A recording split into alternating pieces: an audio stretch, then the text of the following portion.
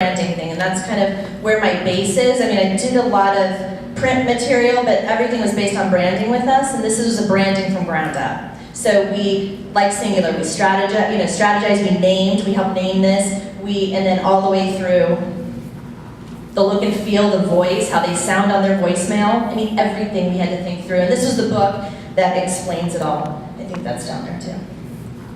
Netscape.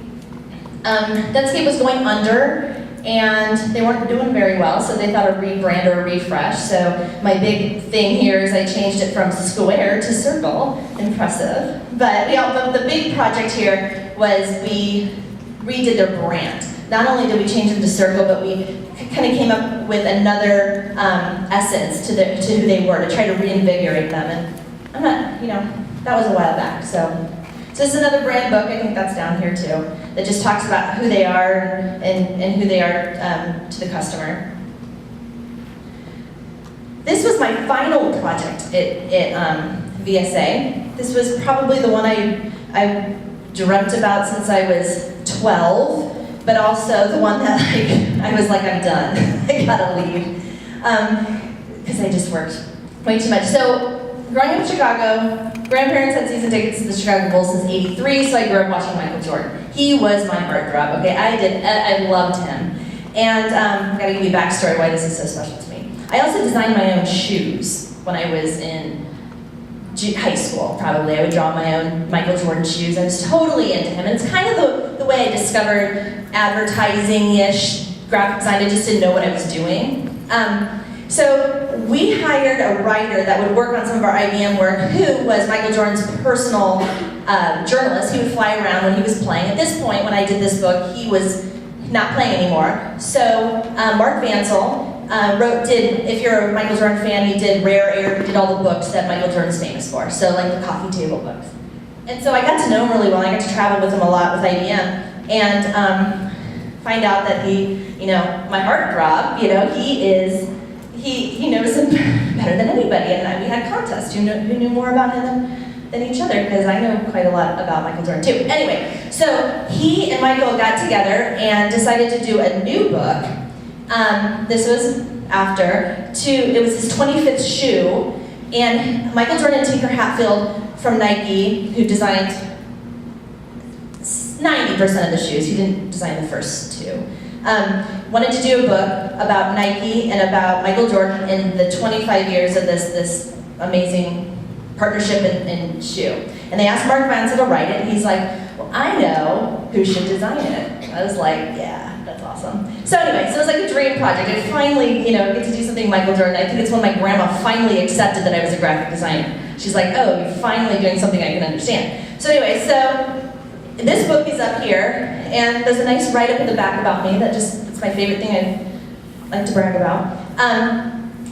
But this was a tough assignment. I think it's because there was so much heart into it, there was so much passion into it, that it could go wrong really fast, or you can get your feelings hurt really fast, right? Because I was so attached to it. And Nike did not have all the assets that they said they did. They said they had this a plethora of pictures and shoes that we can have whatever we want and do whatever we want with them. Well, we go to Nike and they have nothing. They don't even have every shoe, a copy of every shoe. Isn't that ridiculous? So not only was this project hard because we had to find everything and to create everything, but we also had to get all 25 shoes from collectors. We had to pay someone from China to send their collection to us, pay them $500 to borrow their shoes for a photo shoot. I mean, it was ridiculous. It was very tiring, it was very hard, and I had so much passion in it, but it was kind of that, I spent 2 weeks in London printing it with my boss, and on that trip, I just told him, I'm like, I'm moving to Portland. He's like, he kind of laughed. He's like, I knew you'd say that. I don't know. I must have he had it coming. So this is my final project, and Michael took it on to Oprah, and I decided not to stay, and I was driving to Portland. Because I was like, I've had it. I don't even want to meet him. I can't do it. But now that I look back at it, it's $3 on Amazon, so it's not worth much, but it was a cool experience. to actually touch Michael Jordan. I got to talk to him on the phone on a conference call, but that's it. I never got to meet him because I didn't go to Oprah, because I was like, I'm done. Okay, so that's that. You can look at the whole book.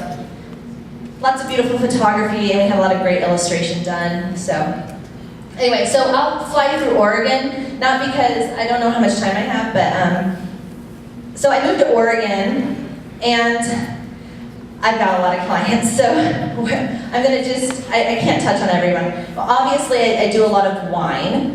I have probably 35 wine clients, and what's interesting about wine is you talk about dealing with competitors, like IBM's competitors. Yeah, they have competitors, but they don't exactly do the same thing. Try moving to a place where everybody does the exact thing.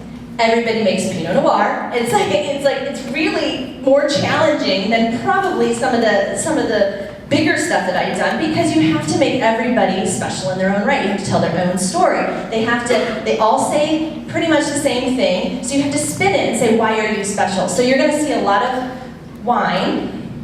Okay, so I did the Allison. I got a call from them 2 years before they opened, and so you'll see a little bit. There's a little bit down there, but there's just a ton of it.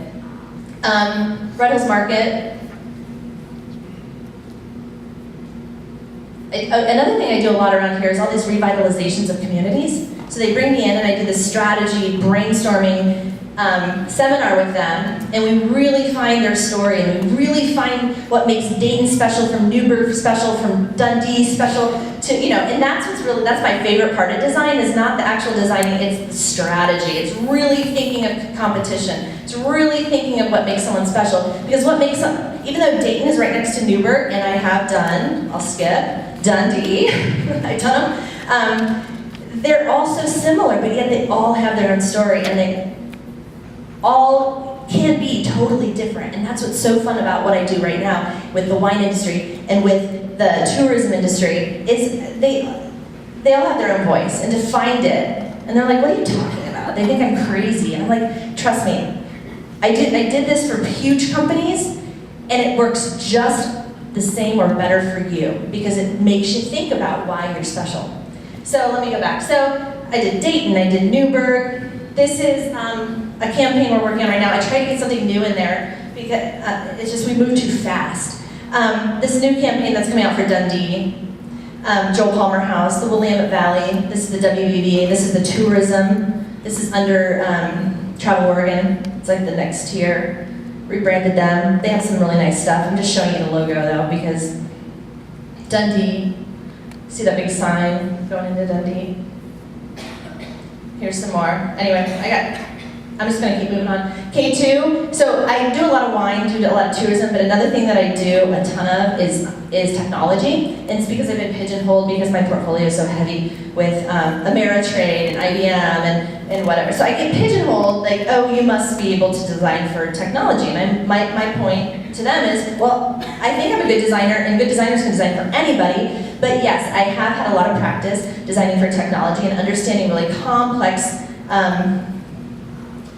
ideas or programs or applications or equipment, whatever it is, and trying to dumb that down for people like me. And so I think I am good at it. Even though at first I'm just like, well, I'm the last person that should be designing for technology. I can't barely get my computer to work. So you see a lot of technology, and I've got probably 9 technology clients, a lot in the Silicon Valley. And then here's one that I worked for 2 years. I kind of went in there, rebranded them, fixed them up, and then moved on. This kind of stuff is old. I think I've redesigned that website 4 times since then. My apologies. Lots of video. So I did a lot of art direction with video and photo shoots. And then here's another technology company, and I'm actually showing you both brands that were created for them to pick. This is the first one. I would explain what Abbott does, but I'd bore you. So this is brand 1. This just shows what I do every day. Is I give them option 1, this look, and I'll give them the conceptual side, what it means, why it works for them. And this is pretty old, but this is the second option. So this is kind of what I do every day of my life, is try to figure out who they are. And with design, I tell their story. It's not just pretty. Like, I actually falter more on just making something pretty. So like wedding invitations, they kill me because there's no strategy to them. It's just opinions. And so I won't do wedding invitations anymore, except if you're like my brother, and even that was hard. But I really do better, and that's why I think I tend to stick with technology or just with heady things, is I just really like to think about it. It's not just wine. What is it? It's more than just wine. It's more than just an awesome hotel. It's more than just a restaurant. What is it? What's the strategy? And that creates good design. Because anybody can make something pretty. You know, you graphic designers out there see it all the time. People have the programs and say they're a graphic designer. And that's fine, let them do that. But what sets someone like me or you apart is really understanding the client, because they don't know how to do that. They don't know how to think that way. Really thinking through it. That's what sets a real graphic designer or brand strategist or brander or whatever you want to call it, to your friend that just has Photoshop. And I see that people all, I get that a lot in the wine industry, especially where they'll pay me and I'll get their brand all looking great. I can name like 10 wineries right now that has done this to me. I get them looking really great, and then they're like, goodbye, we hired somebody that knows the programs. And at first I was like, jerk, But then I'm like, you'll be calling me in 2 months. And when they usually call me like, can you get us out of this mess? I'm like, sure. So it's because I think through stuff. I'm not just slapping things on a piece of paper. And so even somebody like me that wasn't right out of the bat a good designer, like in college, like I wasn't the best. I'm still not the best, but I was trained to think first, research first, pay attention,